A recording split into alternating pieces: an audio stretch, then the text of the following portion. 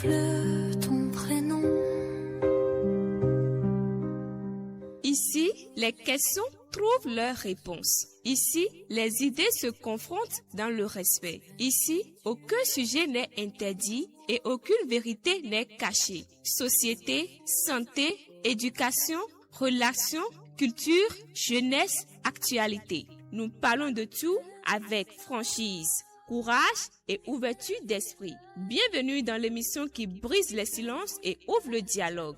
Sans tabou, votre rendez-vous hebdomadaire d'échange, de débat et de vérité. Sans tabou, parce qu'en parler, c'est déjà avancé.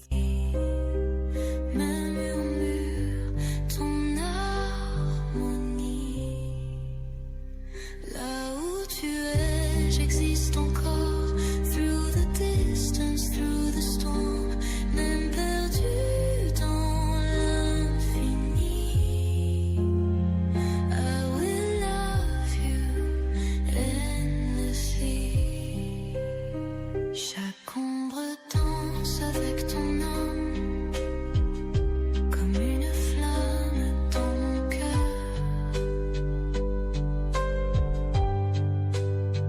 Même si le monde s'efface, ton amour laisse une trace. Every star, every light guides me back to where you are.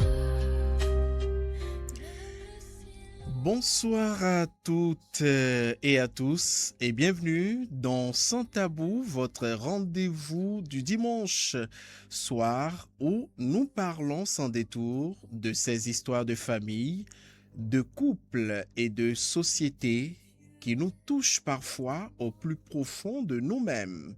Ce soir, nous allons parler de confiance, de croyance, d'accusation, de rejet, mais aussi de vérité et de pardon.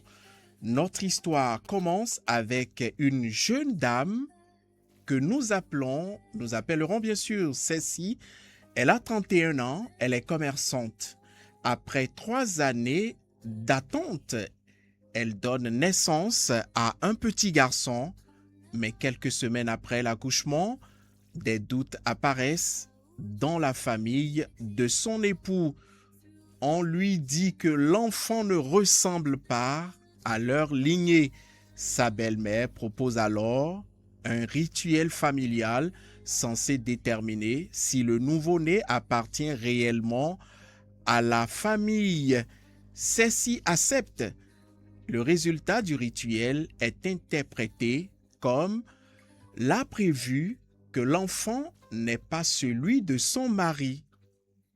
Elle est alors accusée d'infidélité, rejetée par son mari, répudiée devant les familles et contrainte donc de quitter le domicile avec le bébé. Mais plutôt d'1 an plus tard, les amis, un élément inattendu vient bouleverser toute cette histoire. La clinique révèle que 2 nouveau-nés ont été accidentellement échangés le jour de l'accouchement.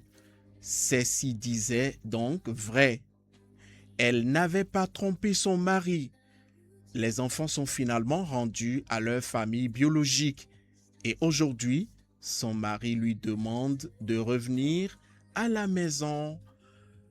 Mais peut-on simplement revenir à la vie d'avant après avoir publiquement été accusé, humilié et abandonné avec son bébé? Cécile a vécu tout ceci et se demande si elle aurait raison d'abandonner son foyer ou d'y revenir. Ce sera là la grosse question à laquelle vous aurez bien sûr à répondre tout à l'heure. Nous allons laisser planter un autre décor. Ruth Daguet, bonjour. Bonjour à vous. Soyez donc la bienvenue. Merci beaucoup. Et pour répondre bien évidemment à ceci, nos chers amis auditeurs peuvent participer à l'émission via les appels directs numéro 00229 01 28 72 72 12 01 95 62 71 00 et le 01 91 13 13 19. Il y a un nouveau numéro qui s'est ajouté, c'est notre Celtis 01 28 72 72 12.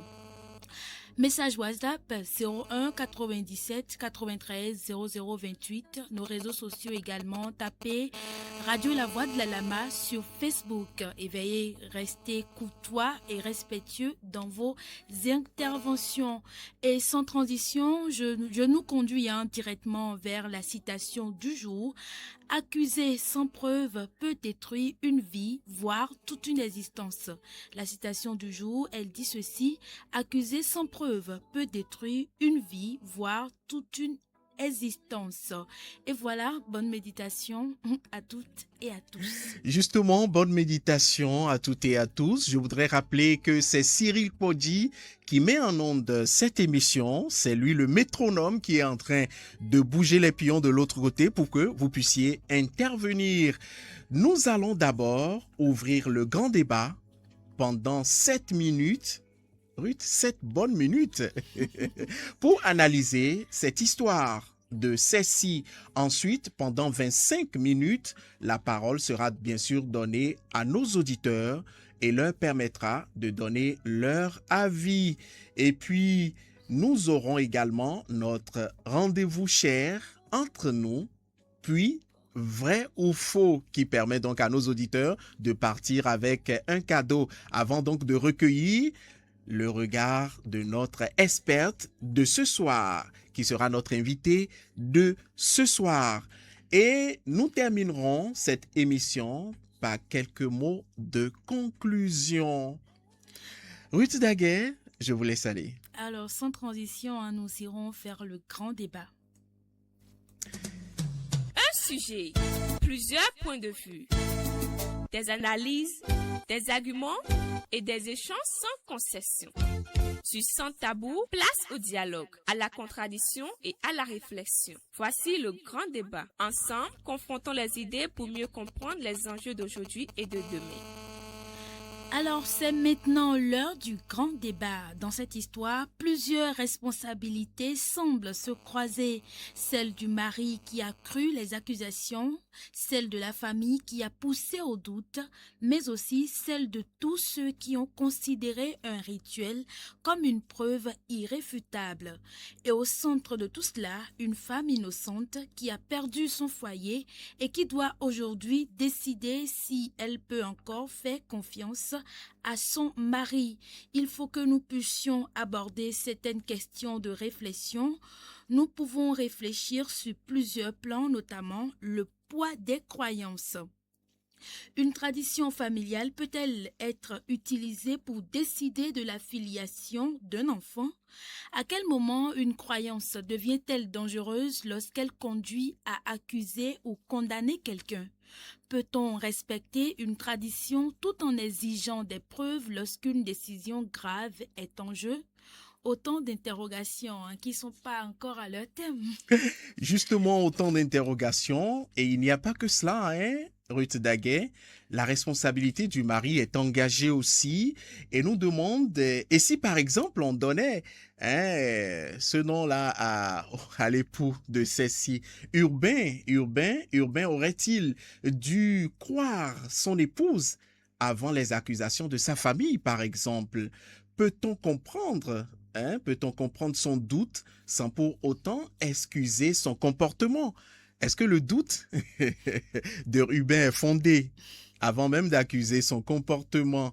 Eh bien, le fait d'avoir été influencé par sa famille diminue-t-il sa responsabilité, par exemple? Et il y a également la question du pardon qui entre en jeu. Celle-ci doit-elle accepter les excuses de son mari? Pardonner signifie-t-il nécessairement reprendre la vie conjugale? Et peut-on reconstruire un couple après une répudiation publique? Autant de questions, hein, et nous profitons de cet instant pour soumettre une question centrale à la réflexion de nos auditeurs. À la place de ceci, pourriez-vous reprendre la vie conjugale avec un mari qui vous a rejeté alors que vous disiez la vérité? Eh bien, le débat est ouvert, hein? Le débat est ouvert, chers auditeurs. Maintenant, nous allons vous donner la parole parce que cette histoire ne concerne pas uniquement celle-ci. Elle peut faire écho à des situations vécues dans de nombreuses familles. Place donc à la parole aux auditeurs. Mais avant, écoutons ceci, Cyril Poggi. La parole aux auditeurs. La parole aux auditeurs, c'est votre tribune, votre espace, votre voix. Chaque dimanche sur Sans Tabou, dites ce que vous pensez, partagez vos préoccupations, vos propositions et vos coups de cœur. Ensemble, faisons vivre le débat sitou. À présent, écoutons l'histoire de Cécile.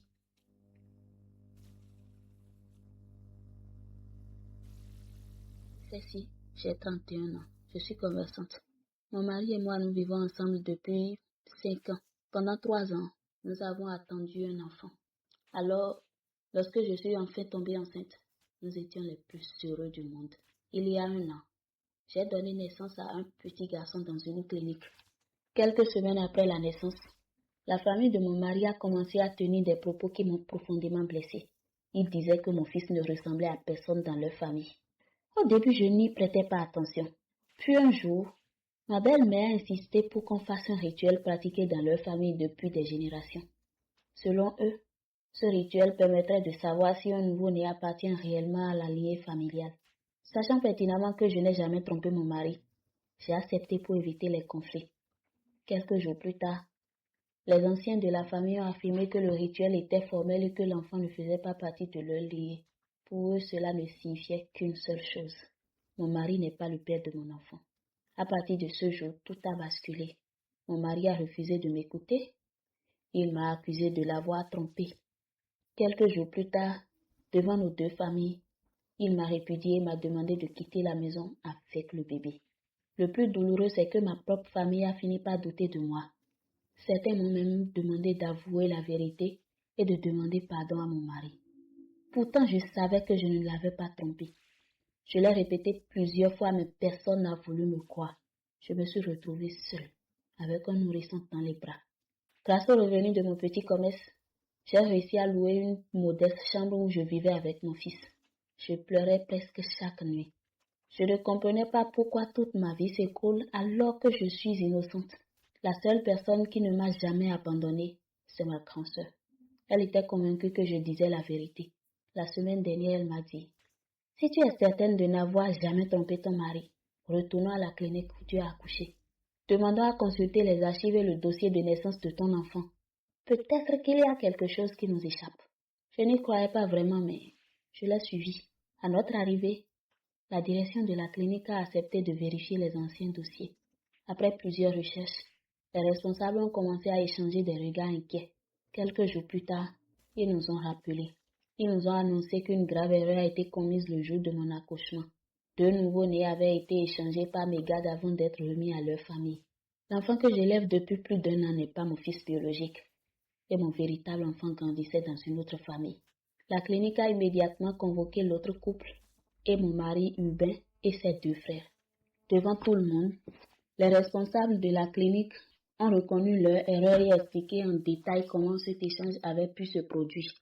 Le silence qui a suivi était insupportable. Mon mari a baissé la tête. Ses frères n'osaient même plus me regarder. Tous ceux qui m'avaient accusé ont compris que je n'avais jamais menti. Hubin s'est effondré en larmes. Il m'a demandé pardon pour les accusations, pour la répudiation, pour les humiliations que j'avais subies.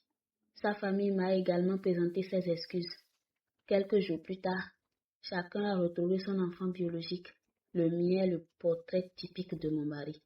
Ce fut un immense soulagement, mais aussi une immense douleur.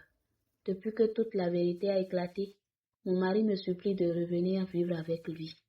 Il reconnaît qu'il s'est laissé influencer par sa famille, qu'il aurait dû me faire confiance et qu'il regrette profondément sa décision. Mais moi, je n'arrive pas à oublier. j'ai été rejetée, humiliée et abandonnée au moment où j'avais le plus besoin de lui. Je me demande si un simple pardon peut effacer une telle souffrance. Que faire dans cette situation? Et voilà, c'est l'histoire de Cécile. Vous êtes nombreux à nous écouter. Vous pouvez à présent réagir à cette histoire, partager votre opinion et si vous le souhaitez, raconter une expérience personnelle similaire. Une seule règle, nous débattons ici dans le respect. Pas d'insultes, pas d'accusations gratuites, pas de jugement contre les personnes qui témoigneront. Quelques questions de réflexion. Que pensez-vous de la décision du mari, de l'attitude de la belle famille et surtout, celle-ci doit-elle revenir auprès de son mari? Alors, chers amis auditeurs, à vous l'antenne. À vous vraiment l'antenne. Vous connaissez les différents contacts par lesquels vous pouvez intervenir. Le 01 28 72 72 12 pour ceux qui ont Celtis. Le 01 95 62 71 00. Le 01 91 13 13 19 pour intervenir. Voilà, le tout premier auditeur, bonsoir. Bonsoir, À qui avons-nous l'honneur? Monsieur Tassou. Le tout premier toujours. Monsieur Tossou et votre semaine. Bonsoir, monsieur le directeur de la voix de la Lama. Bonsoir, monsieur Tossou. Soyez le bienvenu. Bon, bonne journée. Et je salue madame Ruth Daguet. Bonsoir, monsieur Tossou. Bonsoir, madame. Bon, pour ma soeur, là, moi, je l'ai surpris d'aller rejoindre son mari. Comme ils ont reconnu leur tort, elle ne peut pas éduquer un enfant sans père. La vérité est trouvée maintenant. Moi, je l'ai saisi beaucoup sa fidélité. Elle a été fidèle. Elle disait, les gens ne croyaient pas. C'est l'œuvre de Dieu. Elle n'a qu'à pardonner son mari et rejoindre son mari pour mettre le foyer prospère. Monsieur Tossou, Allô, monsieur. Ruth a une question pour vous. Bon, qu'elle la pose. Selon vous, jusqu'où la famille doit-elle intervenir dans les problèmes d'un couple? Donc, chaque famille a sa cérémonie. Vous voyez maintenant, l'enfant là n'était pas leur enfant. C'est l'œuvre de Dieu. Sinon, si la famille n'avait pas agi comme ça, ils vont garder un enfant d'autrui. Vous voyez comme ça, pour la scène s'est passée maintenant. C'est cela. Elle n'a qu'à pardonner son mari et le rejoindre. D'accord. Merci, monsieur Tossou. Un autre auditeur, bonsoir. Oui, bonsoir. À qui ai-je l'honneur? Akwasu Froide. Monsieur Akwasu. J'espère que je vous aurai tous les dimanches. Non, c'est que je vous ai écouté, ça m'a beaucoup honoré. Ça fait au moins 3 semaines, ça, un mois que j'ai écouté cette émission. Le plaisir est partagé, monsieur Akwasu. Bon, je vais vous dire quelque chose. Dans nos hôpitaux, dans nos hôpitaux, il y a certaines erreurs que les infirmières font et pour toujours, ça nous condamne toujours des problèmes. Moi, je ne veux pas condamner des familles d'abord. Que la femme vient dans l'hôpital, vous faites déjà les papiers déjà pour savoir que la dame là, elle vient chaque fois dans votre hôpital. Dans le moment, jamais changer les enfants, moi, je n'ai pas compris. C'est quelle stratégie ils ont fait pour changer les enfants d'abord? C'est ça. Moi, c'est ça qu'elle merci. Comment moi, je vais accoucher maintenant, ma femme va accoucher maintenant, on va changer mon enfant. C'est pourquoi moi, j'ai un comportement tout ça. Si je ramène ma femme jamais à l'hôpital là, je le suis jusqu'à la fin. C'est ça. On dit de ne pas rentrer là où on va faire ça. Je dis, madame, si tu me dis ça, je vais te convoquer. Moi, je vais rentrer. C'est ma femme.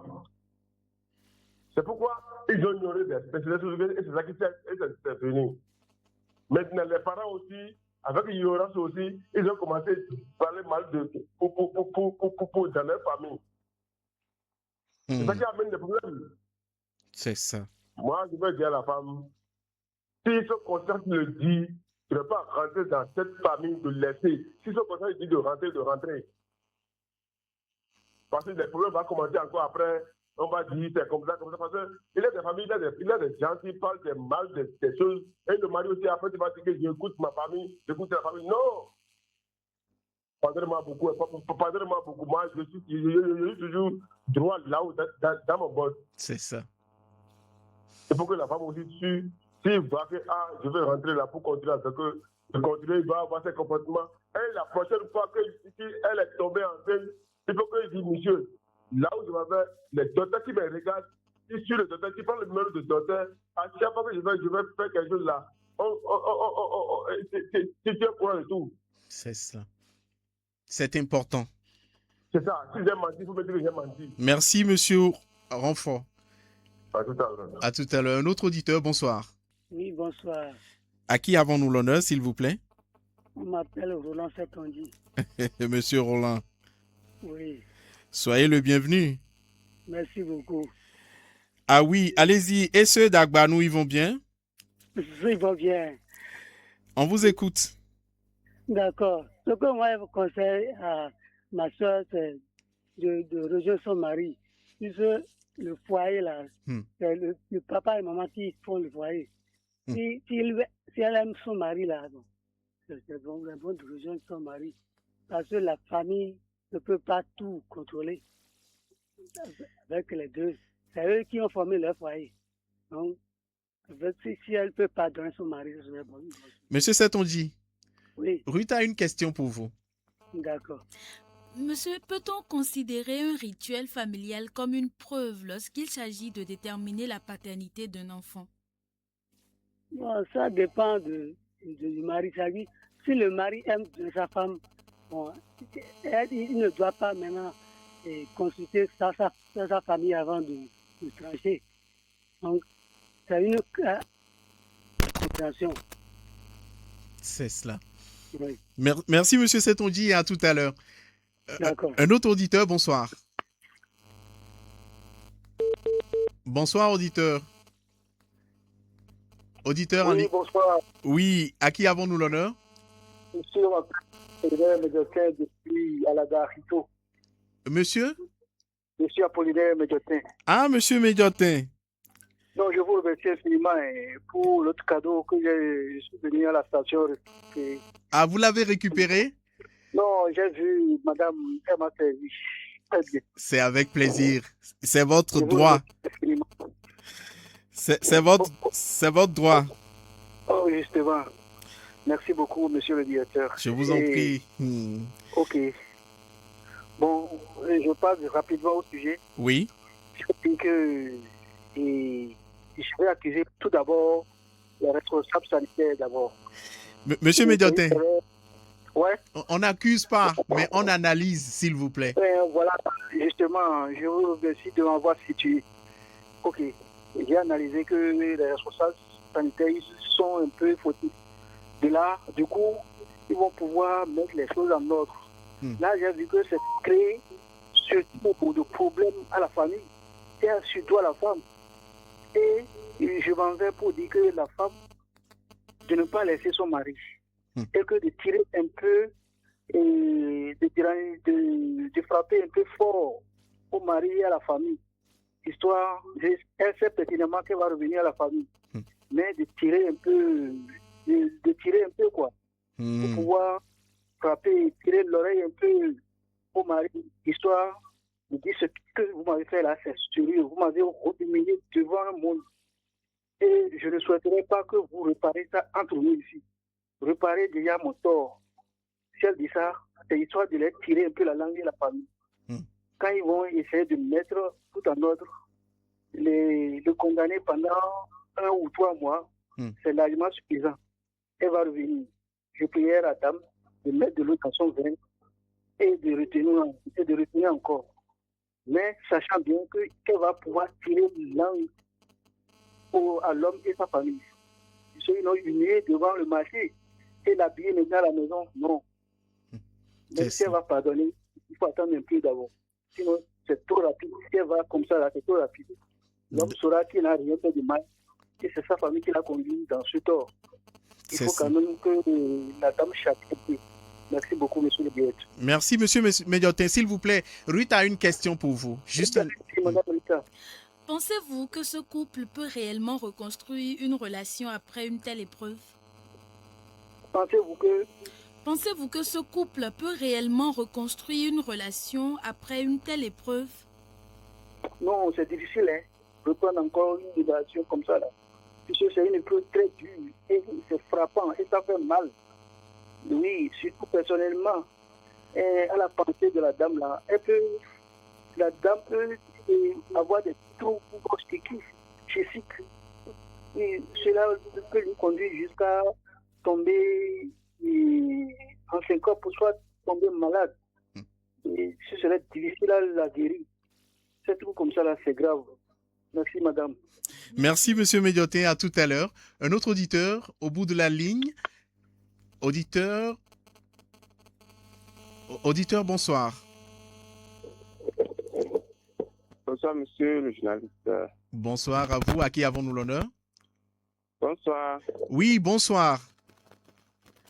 Comment vous allez? Ça va très bien. Et chez vous? Ça va aussi, par la grâce de Dieu. Oui, votre nom, s'il vous plaît. On m'appelle Wilfried Anator depuis Coli, dans la commune de Tafort. Ah, monsieur Wilfried Anator. Oui. Ça fait plaisir de vous revoir. Vous nous amenez encore un sujet de ce soir-là. Justement. C'est un sujet très compliqué, hein. Et vraiment. Moi, je vais demander à madame Percy de comment dirais-je, de se patienter. Parce que c'est Dieu qui veut tenter les deux familles. Oui. C'est Dieu qui veut les tenter. Je prends son mal en patience. Et je vais demander encore surtout Marie de convoquer une assise familiale. D'accord? D'accord? Oui. Pour que la présentation des excuses se fasse dans l'immédiat. C'est ça, selon moi. C'est cela. Et parce que c'est Dieu qui a voulu les tenter, qui a voulu tenter les pasteurs. Comment se fait que... Et moi, je n'ai jamais entendu ces erreurs. Hein? Oui. Comment se fait que on va accoucher, l'autre va accoucher le bébé et on va échanger et l'échange va se faire. Je n'ai jamais entendu ça. C'est cela. Pourtant, ça arrive. Et par la grâce de Dieu, et comme on dit, enfant, et le sang ne fait jamais, c'est-à-dire, comment dirais-je, et on dit c'est ça qui a fait que et la famille se venge. C'est cela. Pour dire que cet enfant n'appartient pas et la famille. Voilà. C'est cela. Donc, elle n'a qu'à prendre son mal en patience. Il faut qu'elle accepte les excuses de son mari et la famille tout entière. C'est cela. Merci, monsieur Wilfried. À tout à l'heure. Merci à vous aussi. Pareil à vous. Merci. Un dernier auditeur, bonsoir. Allô? Oui, allô? À qui avons-nous l'honneur? Oui, bonsoir. Oui, je m'appelle Angelo Alada. Ah, monsieur Angelo Arouissoussi. Oui. Oui, vous nous appelez d'Alada. Oui, allez-y. Bon, vraiment, sincèrement, pour le couple là, vraiment, moi, je suis désolé. Parce que, de la manière que cela s'est passé, vraiment, oui. Et si c'était moi, je ne peux pas accepter. Parce que le conseil qu'il veut donner à la femme, c'est qu'elle va encore beaucoup réfléchir. Parce que le mari en question, vraiment, lui n'a pas réfléchi avant d'agir. Il n'a pas réfléchi. Parce que dans la vie, il faut prendre beaucoup de patience. Avant de faire un acte, il faut prendre beaucoup de patience avant de faire l'acte. Est-ce que c'est la femme à la femme maintenant? C'est pas la femme. C'est pas la faute à la femme. Oui, sincèrement. Et maintenant, parce qu'après avoir découvert maintenant la vérité maintenant, il s'est revenu maintenant pour s'excuser. Vous avez vu, non? Sincèrement, ce que je vais dire à la femme, de beaucoup réfléchir. Parce qu'un tel mari qui va agir de telle manière, bon, vraiment, moi, je suis vraiment désolé, sincèrement parler. Monsieur... Mon intention, je demande à la femme de beaucoup réfléchir. S'il va répondre, en fait, le monsieur en question, sinon, si c'était moi, sincèrement, bon, si c'était... Monsieur Aouissouci. Oui? Donc, si c'était votre soeur, vous allez agir autrement. Si c'était ma soeur, je vais lui dire de se retirer, sincèrement. Parce que dans la vie, il faut avoir beaucoup de patience. Si c'était ma soeur, je vais lui dire de se retirer carrément. Ah oui. Merci. Merci, monsieur Aouissouci. Nous irons donc vers les auditeurs de l'internaute. Ruth Daguet. Oui, nos amis ici sur Facebook, il y a Romain Jean Jauré à Djagbessi. Bonjour madame, je vous prie d'accepter le pardon de votre mari. À partir de cet événement qu'il comprendra, c'est à partir de cet événement qu'il comprendra que tu dis la vérité. Il y a Severo Gaston Hondodé qui dit c'est difficile mais il faut trouver la force de pardonner car personne ne sait ce que la vie nous réserve dans l'avenir. Il y a Iche Olua, bonjour chère madame, je vous prie de pardonner votre mari car la nature vous a déjà blanchi devant lui et sa famille et désormais lui et sa famille ne douteront plus de vous.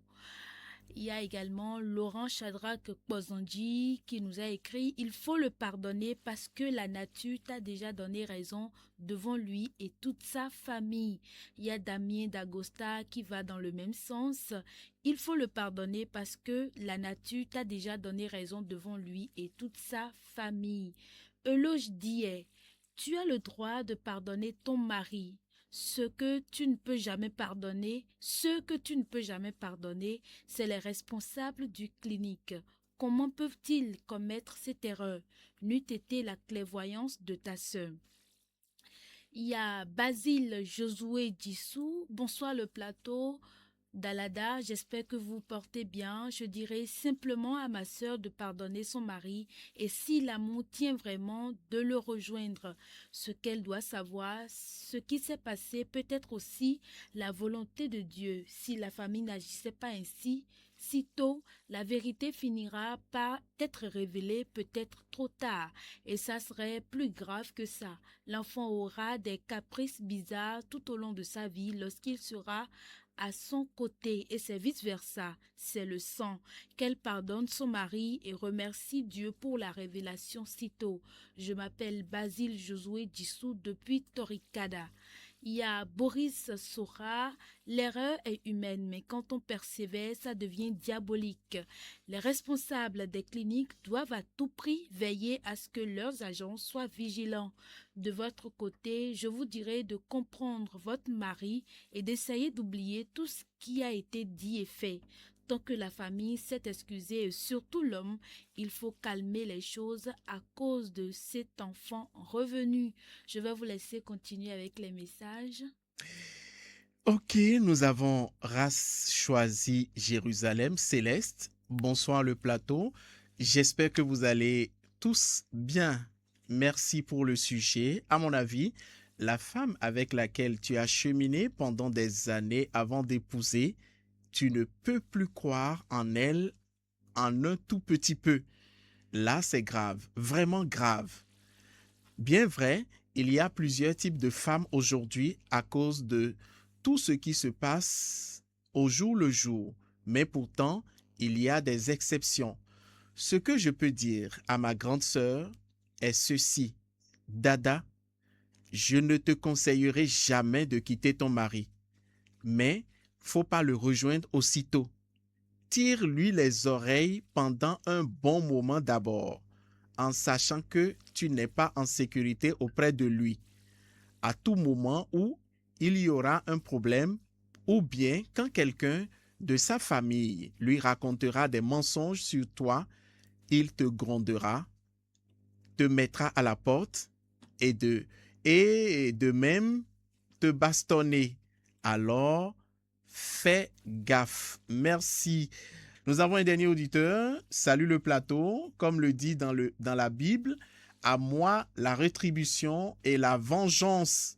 Femme courageuse qui aime son foyer malgré tout, la vérité est enfin éclatée. Seule chose qui lui reste est de pardonner et avoir la limite envers la belle famille. Je conseille aussi au monsieur d'avoir la maîtrise de soi pour les affaires de foyer. C'est bien sûr Apollinaire de nous Tamagnan depuis Sécours. Merci à tout un chacun de vous. Merci pour vos nombreux témoignages et vos réactions. Cette histoire nous rappelle une chose essentielle. Dans un couple, une accusation peut prendre quelques minutes à naître, mais il faut parfois des années pour reconstruire la confiance. Et justement, avant de poursuivre notre émission, prenons 5 minutes pour parler de cette histoire et de tout ce que cela nous dit à nous tous sur les relations humaines. C'est notre rubrique Entre nous. Nous irons tout droit vers cela. Un moment de proximité, de partage et de vérité. Des histoires, des expériences et des échanges qui nous ressemblent. Ouvrons nos cœurs et parlons-en simplement. Bienvenue dans Entre nous, votre espace de confidence sans tabou. Alors, dans Entre nous d'aujourd'hui, je vous raconte l'histoire d'un couple qui a vu sa vie bouleversée par une fausse accusation. Après 8 ans de mariage, David et son épouse ont eu 2 enfants. Leur couple traversait quelques difficultés, mais rien qui puisse laisser penser qu'ils allaient se séparer. Un jour, la famille de David commence à lui dire que sa femme aurait une relation avec l'un de ses collègues de travail. Au départ, David refuse d'y croire, mais à force d'entendre les mêmes accusations, il commence à surveiller son épouse. Il remarque qu'elle échange régulièrement avec ce collègue et qu'elle reçoit parfois ses appels tard dans la soirée. Pour lui, c'est une preuve. Il confronte sa femme, elle reconnaît qu'elle échange beaucoup avec cet homme, mais explique qu'il s'agit uniquement d'un collègue qui traverse des difficultés personnelles et à qui elle apporte son soutien. David ne le croit pas. Sous la pression de sa famille, il décide de quitter le domicile conjugal. Quelques semaines plus tard, David rencontre par hasard le collègue en question. Celui-ci lui explique qu'il traversait une période très difficile après le décès de sa mère et que son épouse était simplement la personne qui l'écoutait et le soutenait depuis plusieurs mois. Pour en avoir le cœur net, David décide de vérifier certains éléments. C'est là qu'il découvre que les appels et les messages de sa femme concernaient principalement les démarches liées aux obsèques et aux problèmes personnels de son collègue. David comprend alors qu'il avait interprété tous les échanges de son épouse de travers. Il réalise surtout qu'il a laissé les soupçons de sa famille prendre le dessus sur la confiance qu'il avait en sa femme. Et voilà, c'est l'histoire de David. De David et son épouse. Mais moi, j'ai une préoccupation. Ruth Daguet, vous êtes une femme. Oui. Quelle est votre appréciation de ce sujet-là? Bon, de la réaction de David, j'allais dire.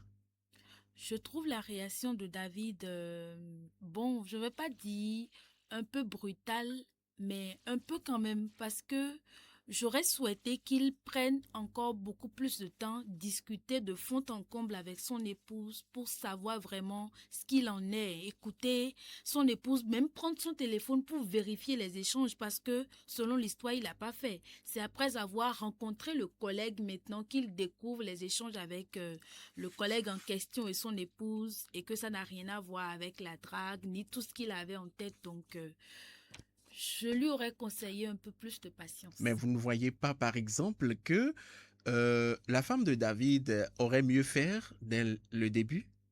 Oui, vous avez raison. Parce que c'est à force, c'est la famille qui mettait la pression à son mari que certainement il y a quelque chose entre le collègue et elle. Elle aurait au départ expliqué à son mari que voilà, il y a un collègue au bureau, par exemple, qui a une telle situation et qui sollicite mon aide. Donc, de temps en temps, je serai en échange avec lui par rapport à telle et telle situation pour qu'en son temps, le mari n'ait pas d'idée arrêtée. Bon. Vous savez, nous les hommes, nous avons notre manie de penser. Et c'est humain. C'est cela, c'est cela. Ah oui, je ne veux pas être comme le tout dernier auditeur, Monsieur Angelo. Ah oui, souci, tout de suite. Ah oui, non, ça ne va pas se passer comme ça. Et justement, cette histoire nous conduit à plusieurs idées reçues. Peut-on vraiment déterminer la paternité d'un enfant grâce à un rituel?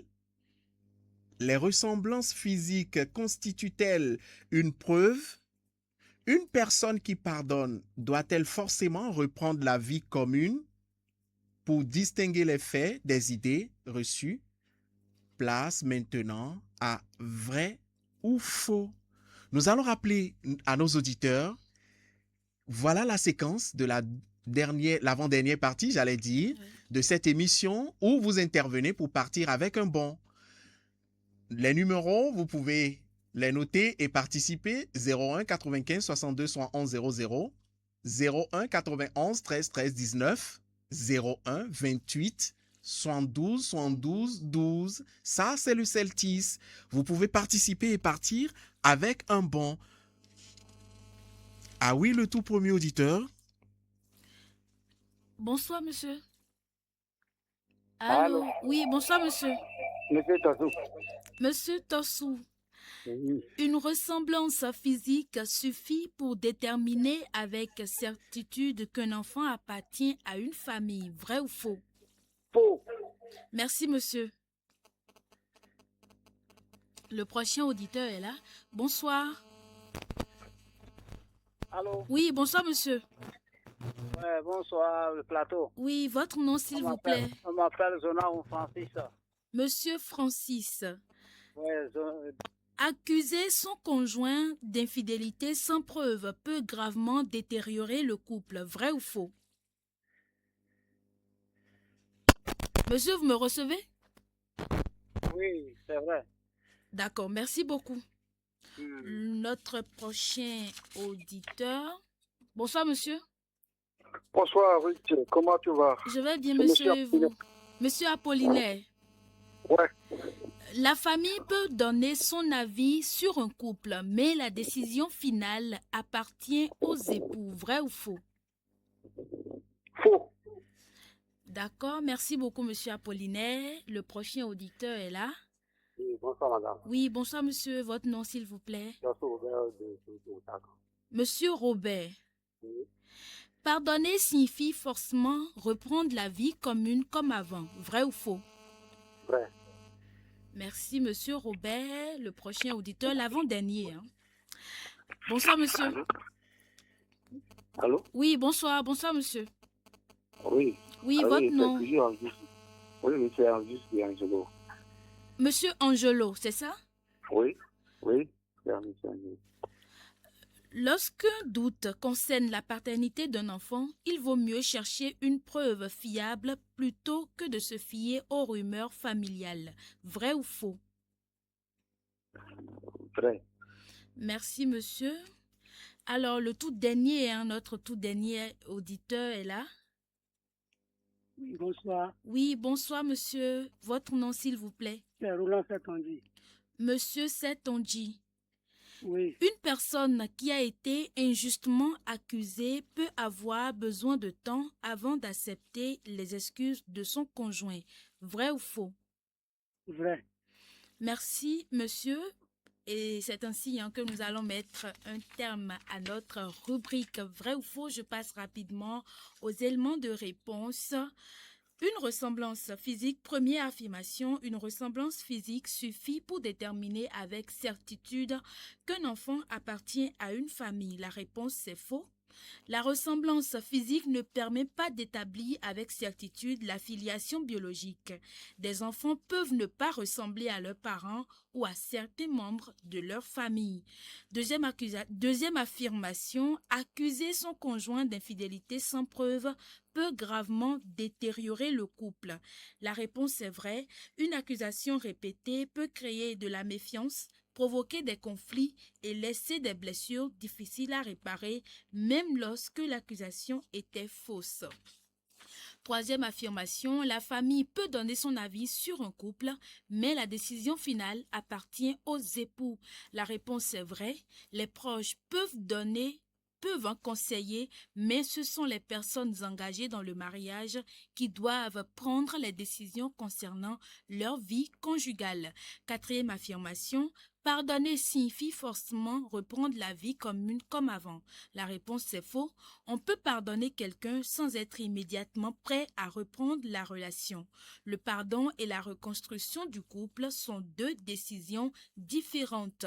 Cinquième affirmation, lorsqu'un doute concerne la paternité d'un enfant, il vaut mieux chercher une preuve fiable plutôt que de se fier aux rumeurs familiales.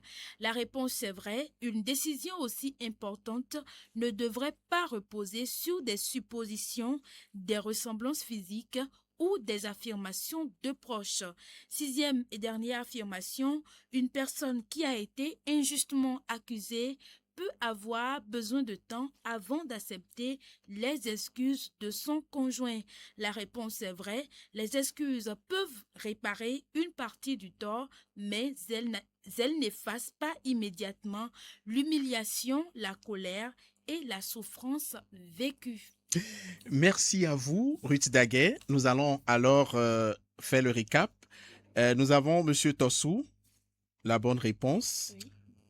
Monsieur Francis, la bonne réponse. Monsieur Apollinaire n'a pas donné la bonne réponse. Monsieur Robert également n'a pas donné la bonne réponse. Monsieur Angelo a donné la bonne réponse. Vrai. Monsieur Roland Setonji a également donné la bonne réponse. Voilà, donc nous avons 4 sur 6. On va demander à Cyril Podji de nous aider très rapidement, de faire le choix du gagnant de ce soir qui va partir avec... Ah oui, Cyril Podji, il ne faut pas regarder. Parce qu'on est en direct ici, hein? Ah oui. Bon, ok, faites le choix rapidement. Qui va partir avec le bon de ce soir? Ce sera... Angelo. Oh! Waouh, Monsieur Angelo! Mais qu'est-ce que vous avez mangé ce soir? Ben, Monsieur Angelo, c'est la première fois qu'il participe, oui, à mon avis. Oui. Et il part avec mon bon comme ça. Non, ben, ce n'est pas bien grave. Je pense que les autres également pourront bien sûr partir avec leur bon. Ce sera un autre dimanche. Oui. Ne vous inquiétez pas. Les bons, il y en a tellement. Et Monsieur Angelo Arouissouci, vous partez donc avec un t-shirt et un tablier. Puisque vous n'en avez pas encore gagné, je vous le donne. Vous pourriez offrir ce tablier à votre madame pour qu'elle puisse rester à la cuisine pour vous. Donc, Monsieur Arouissouci, vous êtes le gagnant de ce soir. Nous irons à la dernière rubrique très rapidement pour le compte donc, de cette émission. Nous venons de finir avec la partie vrai ou faux, où c'est Monsieur Arouissouci qui part donc avec le bon. Vous l'avez compris, derrière cette histoire se cachent plusieurs questions. La confiance dans le couple, l'influence de la famille, les croyances, l'affiliation, mais aussi la manière de reconstruire une relation après une profonde blessure. Pour nous aider à prendre un peu de recul sur cette situation, nous accueillons maintenant et tout de suite notre invité du jour. À présent, voici votre rubrique « Le regard de l'expert ». Cyril Podji. Comprendre avant de juger. Analyser avant de conclure. Avec des explications claires et un regard professionnel sur les sujets qui nous concernent. Voici le regard de l'expert, votre rendez-vous d'analyse et d'éclairage dans Sans Tabou. Alors, c'est le regard de l'expert. Nous recevons aujourd'hui Madame Anne Ibilanto. Elle est fonctionnaire d'État à Porto-Novo. Madame Anne Ibilanto, bonsoir et bienvenue dans Sans Tabou. Bonsoir Madame, merci. Ravie de vous recevoir encore dans notre émission. Merci pour la disponibilité. Je vous en prie, plaisir partagé. Merci beaucoup. Votre regard nous intéresse particulièrement parce que cette histoire touche à la famille, à l'éducation, à la construction de l'enfant et aux conséquences que peuvent avoir les conflits des adultes sur l'environnement familial. Madame Anne Ibilanto, dans cette histoire, une famille a accordé davantage de crédit à un rituel et au soupçon qu'à la parole de la mère. Selon vous, comment une famille peut-elle respecter ces traditions tout en évitant que les croyances conduisent à des accusations injustes ou à des décisions graves? À mon avis, les croyances ne devraient pas prendre le dessus sur la preuve palpable, sur les preuves palpables. D'accord. Parce que dans le cas des faits, et le mari et sa famille se sont accrochés à leurs croyances, aux croyances de leur famille pour accuser la femme en question, pour l'accuser injustement. À mon avis, les parents devraient confronter ces croyances à une preuve scientifique, puisque d'abord, la loi dit que l'enfant qui a été conçu dans le mariage est d'office attribué au mari. Le mari est d'office le père de l'enfant qui a été conçu dans le mariage. Donc, s'il y a un doute, on ne peut pas s'accrocher à des croyances et accuser de cette manière. Pourquoi ne pas faire un test ADN pour avoir une preuve scientifique? D'accord, merci beaucoup madame. Est-ce qu'un enfant peut-il être indirectement marqué par les conflits, les accusations et les ruptures entre ses parents et les familles, même lorsqu'il est encore tout petit? Bien sûr que oui, puisque même l'enfant, quand il est petit, il ne comprend peut-être pas les mots, mais il ressent les émotions. Il ressent les émotions de sa mère et plus tard, ça pourrait agir sur son développement affectif. Et que peuvent faire les adultes dans ce cas pour préserver son équilibre? Dans ce cas, les adultes doivent pouvoir faire la part des choses et laisser l'enfant totalement hors des problèmes des adultes, offrir la sécurité à l'enfant. D'accord. Hubert reconnaît aujourd'hui son erreur et demande à Cécile de revenir. À votre avis, quelles conditions devraient être réunies avant d'envisager une véritable reconstruction du couple après une humiliation aussi profonde? Vraiment, c'est un véritable casse-tête parce que elle a été humiliée publiquement. Oui. Et j'estime que son mari n'a pas eu suffisamment confiance en elle. Et c'est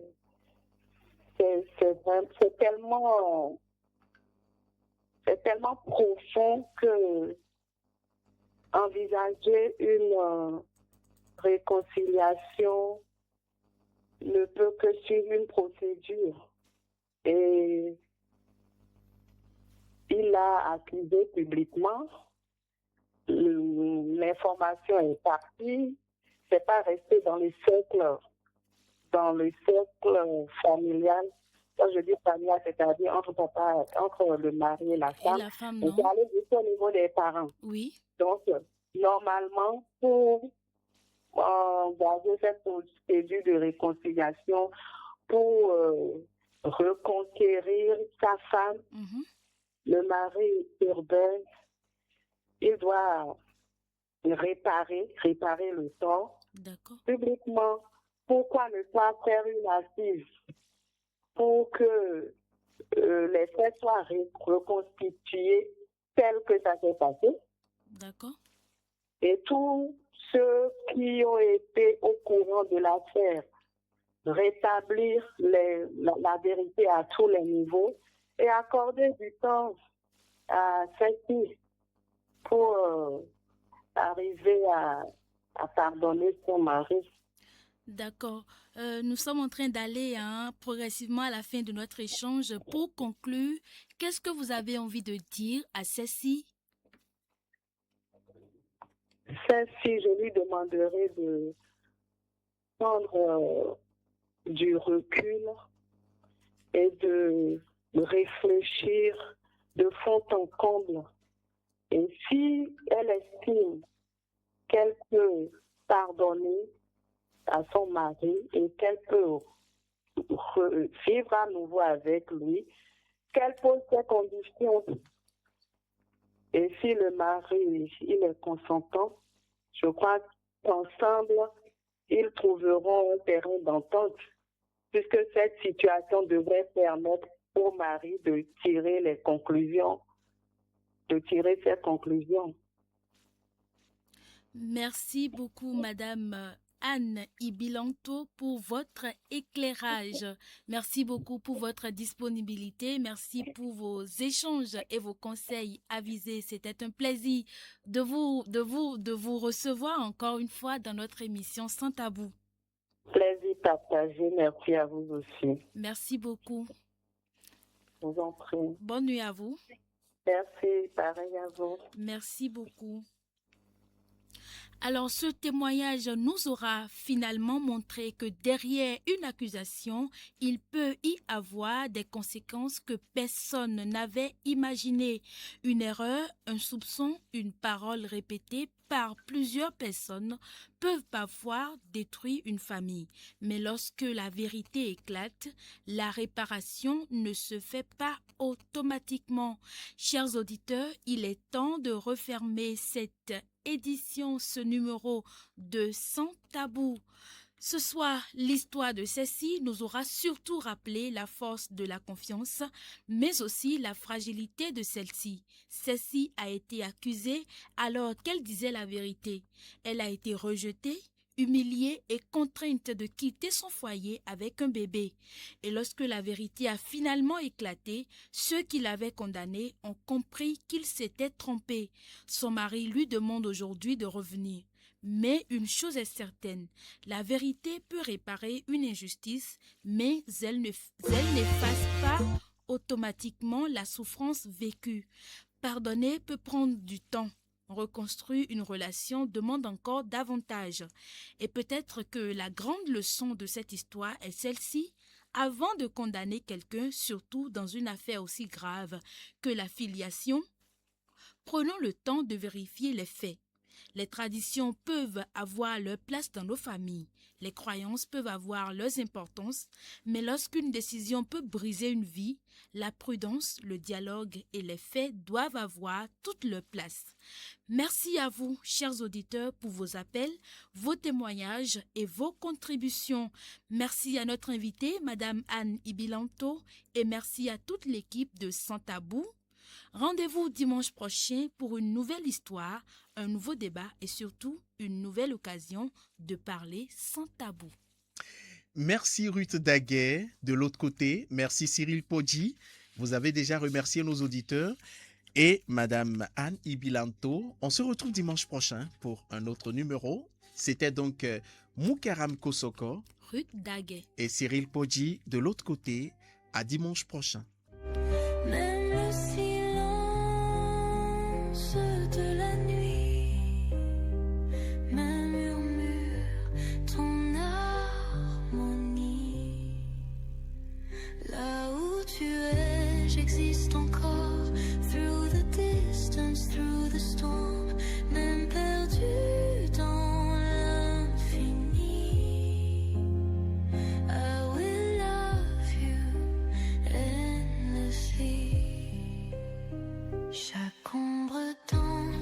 avec ton âme, comme une flamme dans mon cœur.